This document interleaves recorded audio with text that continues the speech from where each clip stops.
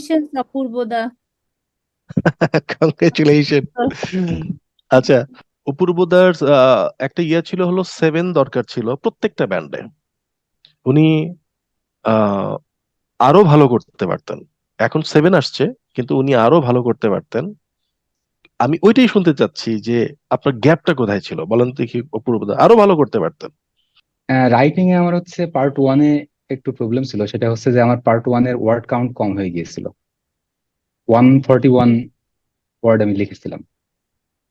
হুম। তো এই কারণে সম্ভবত রাইটিং এর স্কোর একটু কম এসেছে। এর চেয়ে আর একটু ভালো আসতো যদি আমি জাস্ট ওয়ার্ড কাউন্টটাকে seven up to point per five হয়তো করতে আসতে পারতাম, পারতো। হুম। বুঝতে পারতো, কারণ আমার রাইটিং পার্ট টু টা খুবই ভালো হয়েছিল। হুম। আহ, স্যার স্যার যে ডিরেকশন গুলো দিয়েছিলেন, মানে যে স্ট্রাকচারটা ফলো করতে বলেছিলেন, এই স্ট্রাকচারটাই ফলো করে আমি যতটা পারি লেক্সিক্যাল রিসোর্সেস এবং গ্রামারের যে ভ্যারাইটি, সেটা আমি আমার নিজের এক্সপিরিয়েন্স থেকে এবং দক্ষতা থেকে মানে এমপ্লয় করার চেষ্টা করেছি পার্ট টু তে। আমি জানি আমার হুম। পার্ট টু তে খুবই ভালো হয়েছে, কিন্তু একটা কথা আমি অনেক আগে জেনেছিলাম যে কোনো একটা কোয়ালিফিকেশন যদি মিট না করে কোনো একটা রাইটিং, কোনো একটা রাইটার, হুম।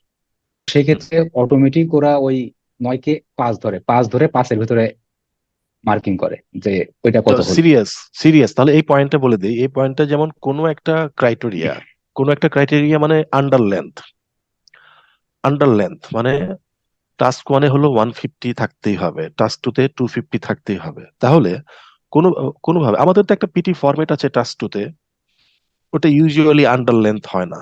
বাট অন্যান্য স্টুডেন্টদের কথা বলছি, 245 যদি করে ওই 5টা ওয়ার্ডের জন্য, ওই 5টা ওয়ার্ডের জন্য ওটাকে সিরিয়াসলি আন্ডারমার্ক করে। হুম। কারণ স্যার আপনি আমাকে মানে যেভাবে ইভালুয়েট করেছেন আমার লেখাগুলোতে, যে হুম। মানে যে সমস্ত লেখাগুলোতে আপনি আমাকে 8 স্ট্যান্ডার্ড বা 7.5 প্লাস স্ট্যান্ডার্ড বলেছেন, হুম। আমার কাছে যেটা মনে হয় যে আমি স্ট্রাকচারালি এবং লেক্সিক্যালি তার চেয়ে ভালো করেছি পার্ট টু টা।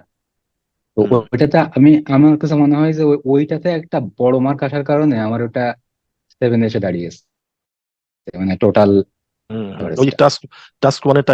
টাস্ক ওয়ানের হিট করেছে, টাস্ক ওয়ানটা। হুম। সব থেকে বড় কথা কি, মানে আইএলস এর একটা জিনিস চ্যালেঞ্জ, সেটা হলো প্রত্যেকটা ব্যান্ডে একটা নির্দিষ্ট থ্রেশহোল্ড রাখা। কারণ কিছু কিছু ভিসার রিকোয়ারমেন্টই আছে, যেমন ওই যে অপূর্ব দত্তর ভিসার রিকোয়ারমেন্টই হলো প্রত্যেকটা ব্যান্ডে 7 থাকতে হবে। এবং এত ব্যস্ততার মধ্যে অপূর্ব দত্ত কিন্তু অনেক ব্যস্ত। এই যে এখনো মনে হয় সম্ভবত আপনি অফিস থেকেই ক্লাস করছেন না, জি জি। সেশনে আছেন। অনেক ব্যস্ত, এই ব্যস্ততা আসলে কি, প্রফেশনাল যারা তাদের কিন্তু ব্যস্ততার মধ্যেই আপনাকে সময় দিতে হবে। হুম। হুম। কিন্তু স্যার আপনি একটু একটা বিষয় আমার ক্ষেত্রে বিবেচনা করে দেখুন, যে হুম। নেক্সটে যখন আমি আপনার সঙ্গে আবার শুরু করলাম, এই যে হুম। নতুন এখন যারা আছেন এনাদের সঙ্গে, হুম। তারপর থেকেই দেশের মানে পলিটিক্যাল ফিল্ডটাই একেবারে গরম হয়ে উঠলো। আর হুম। আমার ব্যস্ততা ভয়াবহ রকম বেড়ে গেল। আর মূল কথা হচ্ছে এক্স্যাক্টলি, যে আমি উনি হলেন জার্নালিস্ট। হুম। আমি এক হুম। সপ্তাহ সময়ও পাইনি মানে একেবারে হার্ট অ্যান্ড সোল চেষ্টা করার জন্য। স্যার তো যথেষ্ট হেল্পফুল, মানে উনি যেভাবে ক্লাস নেন। সরি স্যার, আমি আপনার প্রফেশনালি আপনাকে আমি মানে হুম। হুম। প্রশংসা করছি না, এটা এটা বাস্তবতা বাংলাদেশের প্রেক্ষাপটে। যেভাবে ক্লাস নেওয়া হয় আমি এটা ইউরোপিয়ান বিভিন্ন অনলাইন প্ল্যাটফর্মে দেখেছি। তো হুম। লিনজি ম্যাকমাহান নামে এক মহিলা আছেন, উনি মোটামুটি 16 বছরের মতো আইএলটিএস এর টিচার এক্সামিনার ছিলেন। ওনার একটা প্ল্যাটফর্ম আছে, অল ইয়ার্স ইংলিশ।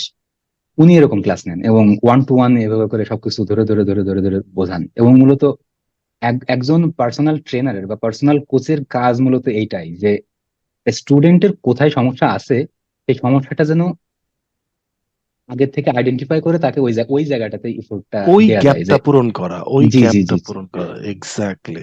এটা এটা কারণ আপনি করেন। আর এ হুম। কারণেই আমি বিভিন্ন সময়ে, যদিও আপনার সঙ্গে আমার বেশ কিছুদিন ধরে যোগাযোগ নেই, কিন্তু আমি বিভিন্ন সময়ে বিভিন্ন জনকে আপনার কাছে পাঠিয়েছি, সেটা আপনি হয়তো বুঝতে পেরেছেন। কি বুঝতে পারেননি সেটা আমি জানি না। না, তো বুঝতে পেরেছি, আমি তো মাঝে মধ্যে বলিও তো। এই যেমন ফর এক্সাম্পল, এই যে আলামিন কিন্তু আসছে আপনার রেফারেন্সে, এই যে আলামিন। উনি তো একেবারে বিপদে পড়ে গিয়েছিলেন, উনি অলরেডি রেজিস্ট্রেশন করে ফেলেছেন অথচ ওনার প্রিপারেশনের কিছুই হয়নি। তো ওই যে আলামিন। ভাগ্য ভালো যে ওনার আমার সঙ্গে আমার দেখা হয়েছিল।